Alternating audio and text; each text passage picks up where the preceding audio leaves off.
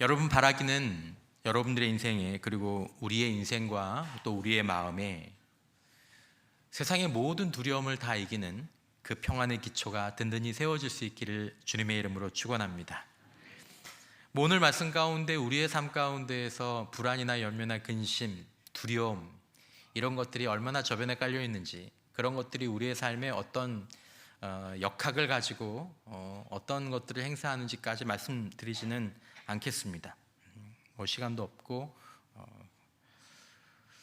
여러분, 오늘 제가 여러분들에게 말씀드린 이 시작, 불안과 두려움이 가득한 삶에서 우리 안에 불안의 강이 가장 행복할 때에도 흐르고 있죠.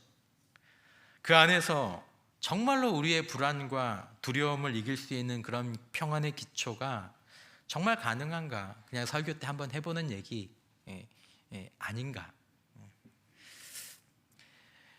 여러분, 먼저는 예수님 안에 있던 그 평안, 그리고 예수님의 제자들에게 있었던 그 평안, 성경의 사람들에게 있었던 그 평안, 우리 믿음의 선배들에게, 그리고 오늘 여기 앉아있는 무명의 성도들 누군가들에게 있는 그 평안이, 그 평강이 여러분과 또 우리의 말씀 안에서 오늘 조금이라도 좀 나누어지기를 바라는 부족한 저를 통해서 그런 마음으로 여러분들과 이 말씀을 좀 나눕니다. 다음 주에도 예수의 평안이라는 주제가 이어지게 될 것 같습니다. 자, 오늘 본문에 나오는 공동체는 예수님의 부활하신 제자 공동체입니다. 분명히 예수님의 제자들입니다. 그럼에도 불구하고 지금 이들은 평강이 아니라 두려움에 사로잡혀 있다고 본문에 정확하게 단어로 적시되어 있습니다. 이 사람들을 볼 때 그들은 분명히 부활하신 예수님의 제자 공동체임에도 불구하고, 예수의 제자임에도 불구하고 그들에게서 감사가 보인다거나 기쁨이 보인다거나 내게 강 같은 평안이 넘친다거나 그런 모습들이 찾아볼 수가 없습니다. 그리고 그런 감정이나 그런 정서가 있어야만 나올 수 있는 섬김, 나눔, 사랑, 배려, 용서, 확신, 순수한 열정, 그런 것도 없습니다. 집안에 문들이 굳게 닫혔다, 문들을 다 닫았다, 일부러 그 얘기를 언급하고 있죠, 요한이. 그것은 세상을 향해서 두려움 때문에 닫혀진 그들의 마음과 삶을 일변 보여주는 것이기도 합니다. 세상 속에서 자신들을 격리시키죠. 두려움으로 선을 긋고 경계를 긋고 의심하고 방어하고 몰아내고 편을 가르고 담이 높고, 이게 다 두려움에서 나오는 겁니다. 거긴 사랑은 없죠. 진정한 사랑은 없습니다. 이기적인 사랑은 있죠. 오늘날에도 그럴 수 있습니다. 예수의 제자예요. 근데 그분에게 진짜 기쁨이 없어요. 감사가, 아니면 적어도 세상 사람들보다는 조금 더 많을 것 같잖아요. 많아야 되잖아요. 세상 사람들보다도 없어요. 그 얼굴에, 그 마음에, 그 삶에. 예수님은 죄인의 친구라는 별명을 가지셨는데 예수의 제자인데 죄는 고사하고 자기하고 조금 다른 형제, 조금 다른 자매하고 소통하고 친교하는 것도 어려워요. 거부하게 돼요. 두려움 때문에 그러죠. 오늘 본문 속에 이 두려움, 침울함, 의심 속에 있던 이 예수의 제자 공동체, 그들은 이런 모습으로 그냥 그대로 남아있지는 않습니다. 다양한 일이죠. 이들은 머지않아 닫았던 문들을 다 열고 그 안에만 머물러 있지 않고 뛰쳐나와서 부활하신 예수님의 증인이 되죠. 불과 얼마 전까지만 해도 자신을 고발하고 혹은 나를 박해하고 죽이지 않을까, 네 편이냐 내 편이냐, 내 마음에 드냐 안 드냐, 이런 걸로 그렇게 매몰되어 있던 이들이 바로 그 사람하고 복음을 나누고 함께 떡을 떼고 찬양하고 기도하고 섬기는 자들이 되었습니다. 사도행전 2장 44절에 그런 모습이 나오죠. 믿는 사람이 다 함께 있어 모든 물건을 서로 통용하고 또 재산과 소유를 팔아 각 사람의 필요를 따라 나눠주며 날마다 마음을 같이하여, 마음이 같아지는 거, 성전에 모이기를 힘쓰고 집에서 떡을 떼며 기쁨과 순전한 마음으로 음식을 먹고 하나님을 찬미하며 온 백성에게 칭송을 받으니 주께서 구원받는 사람을 날마다 더하게 하시니라. 첫 부활절 저녁 이후, 이게 불과 50여일 후의 공동체의 분위기입니다. 너무 다르죠. 너무 다릅니다. 무엇이 이들을 바꿔놓았을까? 이 사람들을, 또 이 공동체를. 첫 번째는 예수의 평안이었고 두 번째는 성령이었습니다. 우리가 부활절 이후 성령 강림절 주간에 이렇게 이 부분들을 집중하는 이유도 사실은 이런 의미 때문이죠. 여러분 보십시오. 두려움에 눌려있던 모습은 온데간데 없이 다 사라졌습니다. 두려움을 찾아볼 수가 없습니다. 그들이 모여있던 집의 문이 열린 것은 물론이고 각자 자기들의 집의 문들을 다 활짝활짝 열고 오세요, 먹으세요, 기도하고 예배하고 복음의 증인이 되고 증거하는 삶, 소통하고 나누는 삶, 기쁨의 삶, 열정의 삶. 주변에 보는 사람들이 와, 나도 저런 표정 지어봤으면 좋겠다. 나도 저런 삶을 한번 살아봤으면 좋겠다. 그런 사람들이 되었죠. 이들은 50여일 전에 집안에서 두려움에 떨던 사람들, 의심을 자랑처럼 고백하는 그런 사람들이 아니었습니다. 부활하신 예수님은 당신의 평안으로 이들을 찾아가셨습니다. 그리고 이 평안에서 기쁨과 진정한 담대함, 그리고 나를 내어주는 섬김, 열린 마음, 세상에 감당하지 못하는 믿음의 삶이 시작되었고 성령은 거기에 기름을 부으셨죠. 오늘 예수의 제자, 예수의 공동체, 제자 공동체는 어떻게 예수의 평안 속으로 들어갈 수 있었을까? 결론부터 말하자면 두려움 속에 있던 예수님의 제자들이 부활하신 예수님을 만나면서 그 안에서 자신의 부활과 자신의 영원한 삶에 대한 믿음이 생기자 평안과 담대함의 문이 삑 하고 열리게 되었습니다. 거기부터 시작하게 된 거죠. 모든 두려움에는 이유가 있습니다. 혹시 우리의 마음 가운데 지금 무엇으로 인해서 두려움 가운데 우리가 있다면 아마 이유가 있을 겁니다. 예수의 제자들도 두려움의 이유가 있었다고 19절에 기록되어 있죠. 이날 곧 안식 후 첫날 저녁 때 첫 부활절 저녁이죠. 제자들이 유대인들을 두려워하여 모인 곳의 문들을 닫았더니요. 유대인들이 너무 두려운 거예요. 이건 자신의 생명과 자신의 인생에 대한 위협이 되니까. 자, 그래서 예수님의 평안을 주셨는데 어떻게 하셨습니까? 예수님이 유대인들을 다 잡아다가 어디다 다 옮겨 주셨습니까? 그래서 예수님의 제자들의 평안이 찾아왔습니까? 이것이 예수님께서 우리에게 주는 평강의 길입니까? 아닙니다. 여러분, 우리가 지금 느끼는 이게 드러난 두려움, 아니면 지금 드러나진 않았지만 지금은 괜찮은 것 같지만 감춰져 있는 두려움이 어디에 있습니까? 뭐 건강, 뭐 재정, 또 뭐 관계. 여러분, 우리가 그것으로 인해서 지금 두려울 수는 있지만 진정한 평안은 그 문제들을 해결한다고 해서 우리에게 주어지는 것이 아니란 점을 다시 한번 좀 기억할 필요가 있습니다. 사실 우리에게 두려움이 찾아오는 이유는 반대로 우리가 무엇인가를 의지하고 있을 때, 거기서 안정감과 평안을 찾고 있을 때, 구할 때, 이제 그것들이 흔들릴 때 그 평안의 근거가 두려움의 근거로 바뀌게 되는 것이죠. 여러분, 우리는 마음속으로 하나씩 우리의 인생을 지탱하고 있는 마치 뭐 대단히 아파트를 이렇게 딱 짓게 되면 그 조경을 하지 않습니까? 그리고 어디서 이식해온 막 큰 소나무들을 좀 심어놓고 그것이 쓰러질까봐 이렇게 부목들을 좀 대지 않습니까? 그런 이제 인생이 좀 일종의 부목들이 누구나에게 있죠. 그것들을 이제 한번 하나씩 떼어보면 정말 우리의 평안과 우리가 의지하는 그 안정감의 근거가 무엇인지 거의 발견할 수 있습니다. 건강의 부목을 한번, 나에게 건강이 사라진다면, 나에게 물질이 사라진다면, 나에게 배우자와 자녀가 이른 이별을 하게 된다면, 성취와 성공이 사라진다면, 명예가 떠난다면, 자존감이 아니라 내 자존심이 상처를 받게 된다면 그때도 나는 여전히 예수 안에서 평강의 기초와 근거를 가진 사람으로 남아있을 수 있을까? 여러분, 예수의 제자인 우리의 안정감, 우리 평안의 근거가 정말 어디에 있을까요?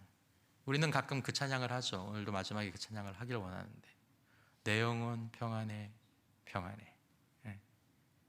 내 영혼 평안해. 여러분, 나의 안정감과 평안을 돈이나 명예나 성취나 직업이나 여러분의 장점이나 강점이나 탁월함이나 이런 데서 얻으면서 그 날개 아래에서 불안한 쉼을 누릴 수 있습니다. 나의 피난처와 나의 반석이 예수가 맞느냐라는 것입니다. 이건 괜히 여러분들을 흔들려고 드리는 말씀은 아닙니다. 목사님, 나 지금 그냥 멀쩡하게 평안을 누리고 있는데 굳이 이걸 흔드실 필요가 있습니까? 여러분을 불편하게 만들고 싶지는 않습니다. 하지만 알아는 두셔야 한다라는 거죠. 알아는 두셔야 한다. 누가복음 12장에 부자가 많은 고생을 하고 또 많은 수고를 한 다음에 재물을 많이 모으고 자기의 영혼에게 이렇게 얘기합니다. 누가복음 12장 19절, 또 내가 내 영혼에게 이르되 영혼아, 여러 해 쓸 물건을 많이 쌓아두었으니 평안히 쉬고 먹고 마시고 즐거워하자 하리라. 이제 좀 살만하게 되었으니까 이제 한번 잘 살아보자. 하나님이 그날 저녁에 그의 영혼을 취하시게 됩니다. 여러분, 실제로 지금 평안하실 수 있습니다. 하지만 죄송하지만 그 평안이 그렇게 계속되실 수는 없다라는 거죠. 인생이 우리에게 그런 의미에서는 참 짓궂다라는 생각을 하게 되는 거죠. 제 인생의 길이 그렇게 길진 않지만 성도님들과 함께 수십 년을 생활하면서 그런 얘기를 종종 믿음이 있는 분들, 믿음이 없는 분들에게 듣습니다. 이제 좀 살만한가 했더니 이제 좀 살만해졌는데 목사님 이러네요. 인생이 이러네요. 내 나이가, 내 삶이. 여러분, 그것들은 인생의 뙤약볕 아래에서 언제 시들지 모르는 인생의 나무 그늘과 같습니다. 말씀을 준비하다 요나가 니느웨에서 하나님께서 햇빛을 가리도록 쳐주신 박넝쿨 그늘이 생각이 났습니다. 그늘이 있다가 하루 만에 타워 없어져 버리거든요. 참된 평안의 근거가 예수 안에 없는 제자들은 자신이 진정으로 피난처와 의지로 삼은 것들이 버티고 있을 때는 평안한 것처럼 보일 수 있습니다. 자신감도 있죠. 얼마나 자신감이고 담대하고 그런지 몰라요. 하지만 그것들이 풍랑이 일거나 큰 창수가, 누가복음에 그 표현이 나오죠. 창수가 경랑으로 그것들이 위협을 당하면 그들은 평안을 잃고 두려움의 바닷속으로 빠지게 될 것입니다. 완전히 허물어져 버립니다. 그러니까 어쩌면 그걸 더 붙잡고 있는지도 몰라요.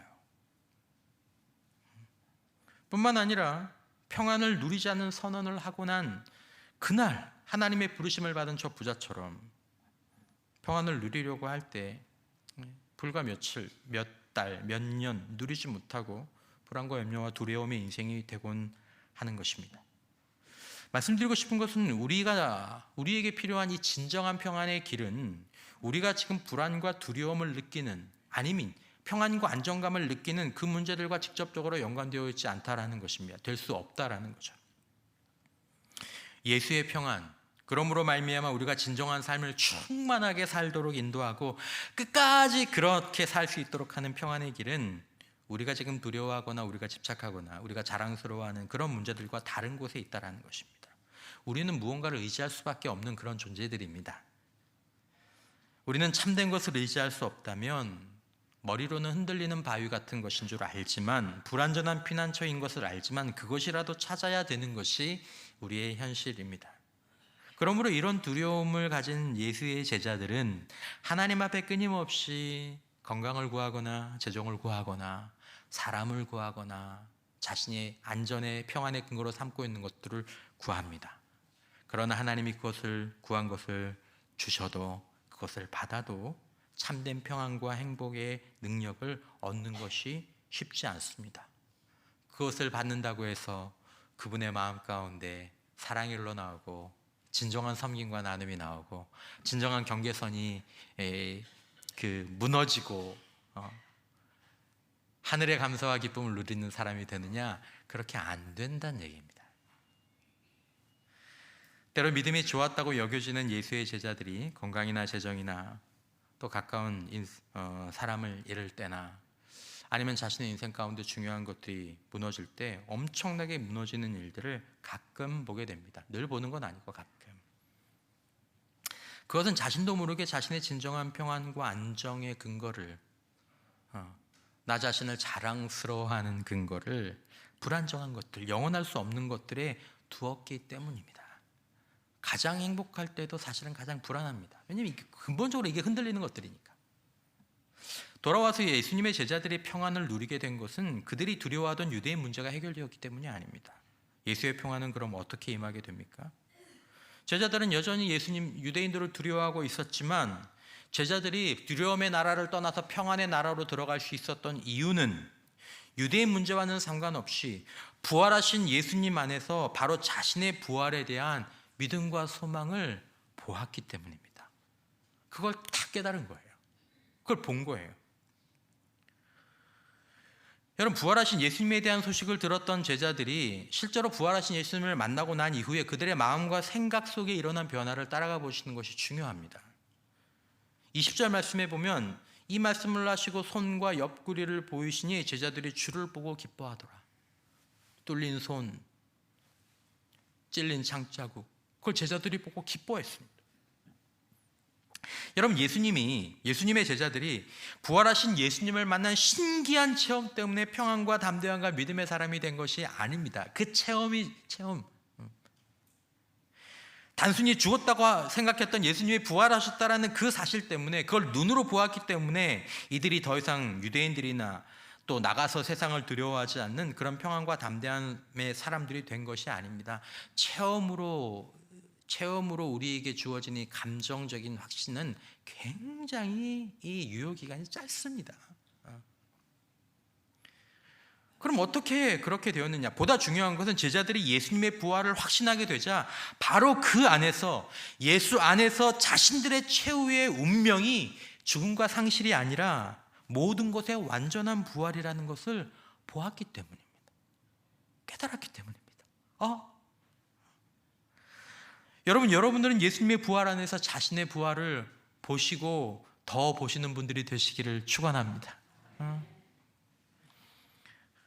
죽음에서 완전하고 영원한 생명으로의 회복을 보는 거죠. 모든 고통과 상실과 슬픔에서 완전히 회복되는 그것을 보게 된 거죠. 예수님의 부활하신 것을 보면서 그 안에서 자기의 부활을, 엎어진 물 같은 그런 거 없습니다. 엎어진 물은 되돌릴 수 없다고 하지만 여러분, 우리의 죽음과 우리의 고통과 우리의 상실과 우리의 슬픔은 회복하는 천국의 방법이 있는 줄 믿으시기를 바랍니다. 그걸 본 겁니다. 그렇게 된다는 걸 본 거죠. 여러분, 이건 너무 중요한 질문입니다. 예수의 제자예요. 하지만 예수님의 십자가에서 자신의 죽음을 보았는가? 예수님의 부활 안에서 자신의 부활을 보았는가? 여기서 너무 많은 것들이, 다음 성장의 이 단계들이, 행복과 불행이 갈라지게 됩니다. 예수님의 십자가를 바라보고 예수님의 부활을 생각하는 것이 중요한 이유, 심지어 부활 이후에 그 부활을 묵상하는 이 기간이 중요한 이유가 여기에 있습니다.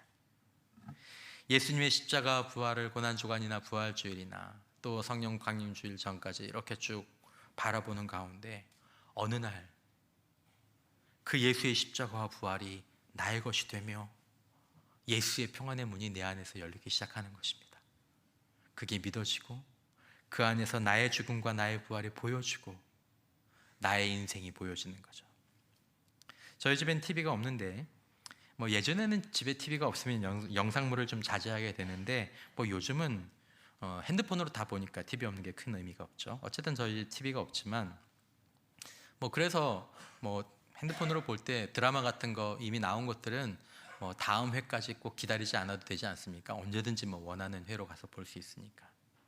자, 운동을 하면서 이제 드라마를 이렇게 좀 보다 보면 몇 회 보다가 보면 이렇게 몇 회 지나고 나면 이제 재밌죠. 그래서 요것만 봐야지 하고 이렇게 딱 끊으려고 하면 또 드라마 작가들이 기가 막히게 끝날 때쯤 되면 다음 드라마를 보지 않을 수 없도록 그렇게 끝을 맺죠. 막 궁금해서. 그래서 어떤 때는 다음 회를 보기 위해서 운동을 하는 이 목적과 수단이 막 이렇게 바뀌는. 저만 그런가요? 왜 여러분들 안 그러신 것처럼? 이제 그러죠. 그러다가 야, 이거 너무 시간이 많이 걸릴 것 같다. 뭐 이거 그냥 좀 그만 보고 싶다고 하면 어떤 방법을 씁니까? 제일 마지막 회를 그냥 봅니다. 한 10회 건너가지고 제일 마지막 회. 제일 마지막 회를 딱 보고 나면 중간에 나오는 내용들을 몰라도 편하게 볼 수 있고 안 봐도 별로 문제가 없고 중간 내용이 별로 좌우되지 않게 되죠. 이유는 끝을 알기 때문입니다. 우리는 이런 신앙을 흔히 끝을 아는 믿음, 끝을 아는 신앙이라고 이야기합니다. 제법 흔하게 얘기되어지는 표현이죠. 근데 이 말이 지닌 의미가 가볍지 않았으면 좋겠다라는 생각이 듭니다. 끝을 아는 믿음, 끝을 아는 신앙. 좀 가벼워질 수 있거든요. 그냥 뭐 좋은 표현으로. 우리는 내달, 내일, 내년, 5년 후 저와 우리의 일들을 알 수 없습니다. 그래서 불안하죠. 염려도 되고 확신할 수가 없으니까. 그런데 그런 우리와 같았던 예수의 제자들은 부활하신 예수님 안에서 자신의 인생의 마지막 회를 선명하게 보게 됩니다. 더 나아가서 예수의 제자들은 자신의 인생의 마지막 회를 보면서 인생의 마지막 회를 알게 된 거죠. 아, 인생의 마지막이 이렇구나. 아, 내 마지막이 이렇구나. 여러분 어떠십니까? 우리는 어떻습니까? 내 인생의 드라마 마지막 회를 보셨습니까? 아십니까? 이전의 제자들은 예수의 제자들이었지만 자신들의 끝을 부활하신 예수 안에서 보지 못했습니다. 그러니까 보지 못하는 거죠. 하지만 부활하신 예수님을 만나면서 자신들의 끝을 그 안에서 보게 된 겁니다. 알게 된 거죠. 그래서 예수님께서 부활하셨다는 사실이 중요한 것입니다. 예수님은 지금 자랑하기 위해서 나 부활했다? 그래서 예수님이 제자들에게 찾아오신 것이 아닙니다. 예수님이 이들을 찾아오셔서 보여주시는 이유는 이제 부활한 내 안에서 너희의 죽음과 그 이후를 보라는 것입니다. 너희의 미래를 보라는 것입니다. 너희의 끝을 보라는 것입니다. 그러므로 예수님이 100번을 부활하셨다고 하더라도 심지어 그것들을 내가 보았다고 하더라도 그 부활이 나의 부활을 미리 보여주는 첫 열매가 되심을 알지 못하면 자신의 몸의 부활을 예수의 부활 안에서 보지 못하면 우리는 죽음에 대한 두려움, 사람에 대한 두려움, 물질, 자존심, 온갖 것에 대한 두려움에 이리저리 치이다가 결국 평안을 모른 채 인생의 마지막 날을 맞이하게 될 것입니다. 그러나 여러분 정말 예수께서 부활하셨다면 우리는 마지막 회가 되어서야 인생의 마지막 회가 되어서야 그제서야 우리가 정말로 두려워했어야 할 것이 무엇인지를 아차 하고 깨닫게 될 것입니다. 여러분 우리는 인생의 마지막 회를 알아야 합니다. 마지막 회를 아느냐 모르느냐 어떻게 아느냐에 따라서 사람들 특별히 예수의 제자는 두려워하는 것이 다르고 두려워하는 것이 달라지면 삶에 대한 반응이 다르고 삶을 사는 방식이 달라질 수밖에 없습니다. 중간은 모르지만 뭐 별로 그게 크게 문제가 되지는 않는 거죠. 예수의 부활하심 속에서 자신의 부활을 알게 된 사람들은 자신의 인생의 마지막 회를 이렇게 말합니다. 고린도후서 5장 8절 우리가 담대하여 원하는 바는 차라리 몸을 떠나 주와 함께 있는 그것이라. 여러분들은 주와 함께 있게 될 분들인 줄 믿습니다. 나는 주와 함께 있게 될까? 데살로니가전서 4장 18절 그 후에 우리 살아남은 자들도 그들과 함께 구름 속으로 끌어올려 공중에서 주를 영접하게 하시리니 그리하여 우리가 항상 주와 함께 있으리라. 이것이 여러분들의 마지막 이야기입니까? 디모데후서 4장 6절 이하의 전제와 같이 내가 벌써 부어지고 나의 떠날 시각이 가까웠도다. 내가 죽을 때가 다 됐다라는 거죠. 나는 선한 싸움을 싸우고 나의 달려갈 길을 마치고 믿음을 지켰으니 이제 후로는 내 마지막 그 장면에 나를 위하여 의의 멸관이 예비되었으므로 주 곧 의로우신 재판장이 그날에 내게 주실 것이요. 아멘. 끝나지 않고 내게만 아니라 주의 나타나심을 사모하는 모든 자에게도니라. 우리 인생의 마지막 회는 세 가지 시나리오밖에 없습니다. 이 중에 하나, 첫 번째, 몸과 영혼이 모두 소멸된다. 두 번째, 몸은 흙으로 영혼은 몸을 떠나서 어디론가 간다. 어떻게 된다. 이게 소위 말하는 세상의 모든 종교 신앙이 얘기하는 세상의 90%가 넘는 사람들이 어렴풋이 신뢰하는 게 이제 이 견해죠. 그리고 이 견해 안에 세 번째, 몸은 흙으로 영혼은 영원한 심판과 영혼의 천국에 이르게 되는 것이 그리스도 안에서 우리에게 주신 부활의 신앙입니다.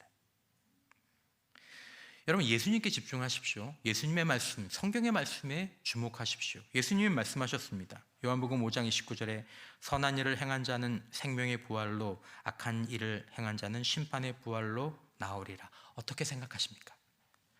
요한복음 11장 25절에 예수께서 이르시되 나는 부활이요 생명이니 나를 믿는 자는 죽어도 살겠고. 어떻게 생각하십니까? 요한복음 14장 1절 너희는 마음에 근심하지 말라. 하나님을 믿으니 또 나를 믿으라.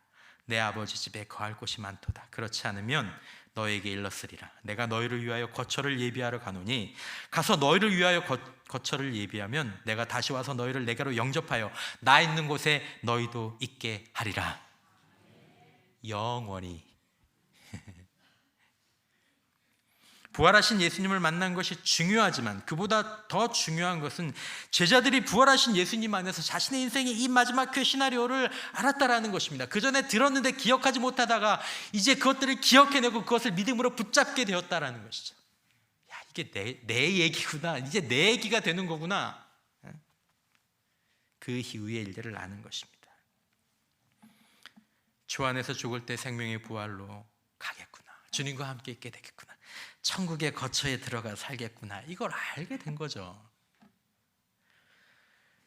여러분, 부활하신 예수 안에서 예수의 제자로 살아가는 저와 여러분들의 인생 마지막 흑자 시나리오는 무엇입니까? 예수님이 이 말씀을 많이 하셨습니다. 성경이 이 얘기를 많이 합니다.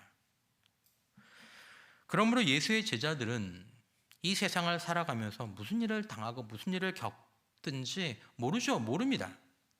하지만 끝은 아는 거죠.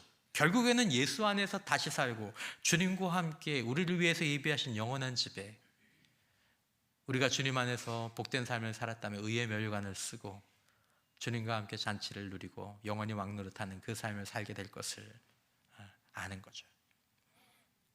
그러므로 어떤 슬픔, 어떤 억울한 일, 어떤 핍박과 박해를 당하든지 계시록 21장 4절에 모든 눈물을 그 눈에서 닦아주시니 다시는 사망이 없고 애통하는 것이나 곡하는 것이나 아픈 것이 다시 있지 아니하리니 처음 것들이 다 지나갔음이로라. 다 새로 된다. 인생의 마지막 회는 끝이 아니라 다음 세상입니다.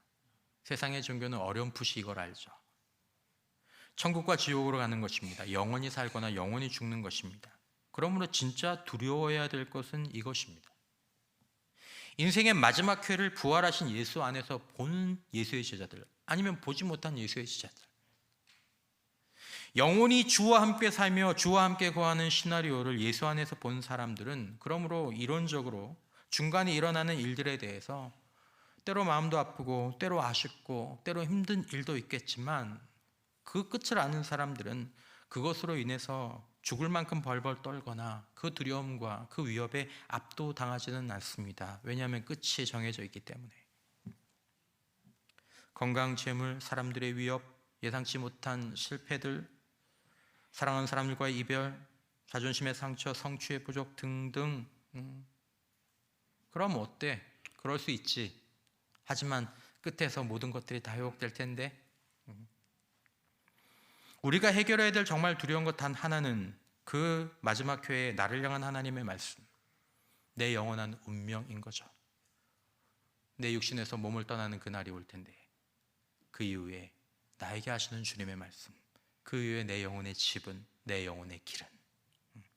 근데 부활하신 예수님이 그것을 제자들에게 보여주셨습니다. 손으로, 허리로 음식을 먹으시면서 가르치시면서 마지막 날, 그것은 끝이 아니라 진정하고 영원한 시작이라고 얘기하죠.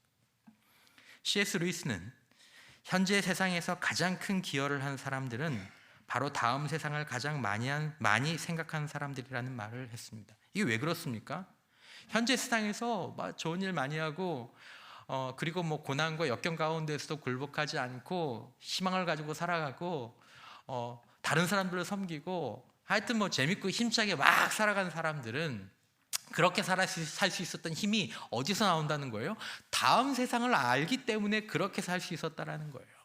그걸 모르면 그렇게 살 수가 없죠. 피해 다녀야 되죠. 연연해야 되죠. 붙잡아야 되죠. 왜냐하면 그거밖에 없는데 끝을 알기에 담대할 수 있었다라는 것입니다.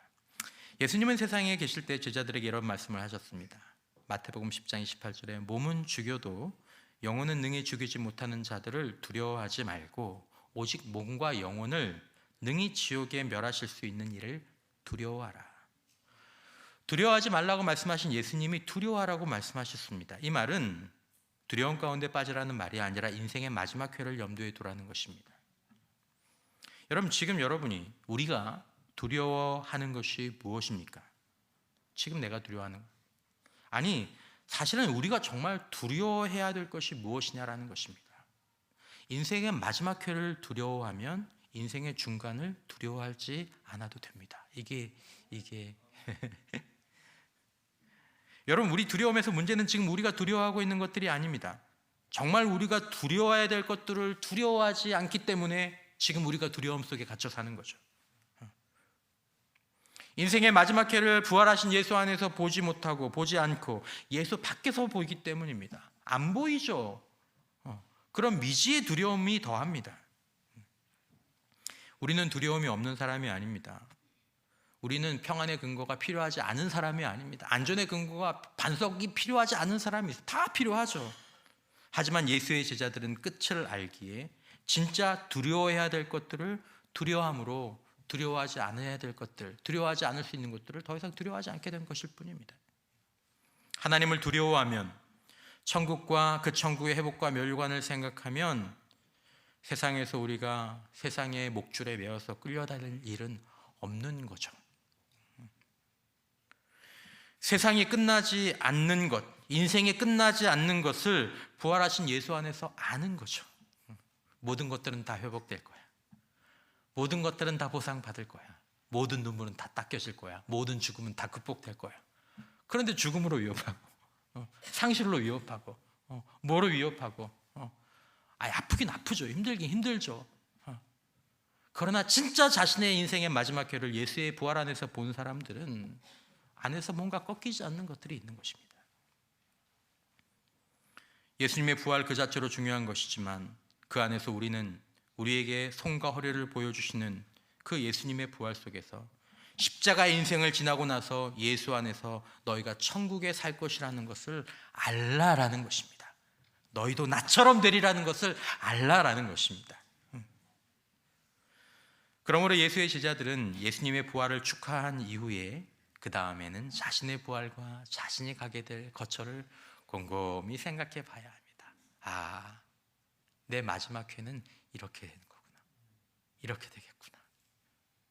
그러므로 절체절명의 인생의 위기에서 하늘이 무너지고 땅이 꺼지는 인생의 위기 속에서도 자신의 인생의 마지막 회를 보고 과정은 알 수 없지만 빙긋 웃기까지 할 수 있는 여유가 그들에게는 있는 거죠.